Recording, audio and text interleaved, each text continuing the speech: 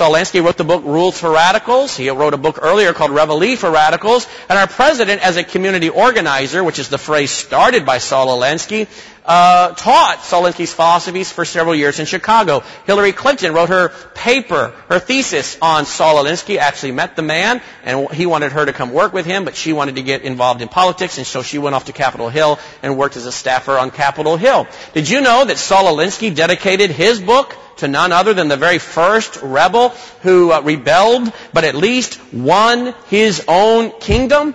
Lucifer. Saul Alinsky dedicated his book to Lucifer. Our president has been teaching and following a man who dedicated his book to Satan. Do you think that there is a spiritual battle going on in America and around the world? Indeed there is.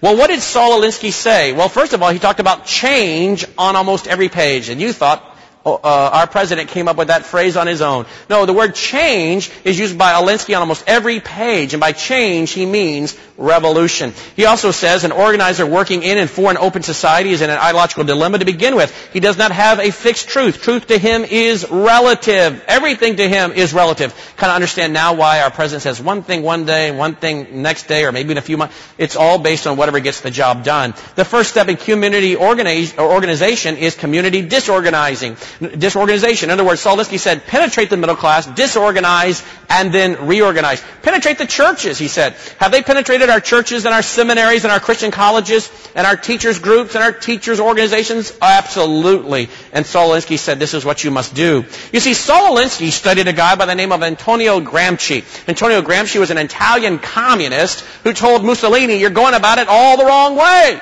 If you want a lasting revolution, you can't do it with guns and bullets. You got to get in there and you change their hearts and their minds. Their worldview is the foundation of their values. Their values is the foundation of their conduct. Change their worldview. They'll change their values and they'll change their conduct, and you've got a lasting revolution. But if you force it with guns and bullets, it won't last. Mussolini didn't like this and threw Gramsci in jail. Well, Saul Alinsky studied the writings of Gramsci and wrote Rules for Radicals. And so one of the things you do is you stir up dissatisfaction and discontent. And he says you pit the haves against the have-nots. You get class envy going. And that's what they're doing. And it's very, very sad. And they're also race baiting, which is also horrible. He goes on to say you'll be labeled an agitator, and that's exactly what you are. You agitate to the point of conflict. Standing behind President Clinton in this picture is the man in the gray suit. Standing next to him is his wife in the blue dress with the green sweater. This is a husband and wife. She kept her maiden name. Husband and wife by the name of Cloward-Piven, radical professors at Columbia University. They studied Saul Alinsky, and in 1966, they wrote an article in The Nation magazine saying, hey, let's implement socialism, and the way to do it is to collapse the economy. And the way to collapse the economy is to create more benefits, as many benefits as you can, new benefits, put as many people on those benefits as you can, overwhelm the system till you collapse it. They introduced this in New York, and I think they started out with about 150,000 people on the welfare. When they were done 10 years later, it was like 1.5 million. We began to talk about this in January or February, and we began to ask our radio audience to let other talk show hosts know about the Cloward-Piven strategy. And within a few weeks, we have at least one talk show host on radio and television who began to talk extensively about the Cloward-Piven strategy. See, my friends, they're deliberately collapsing our economy.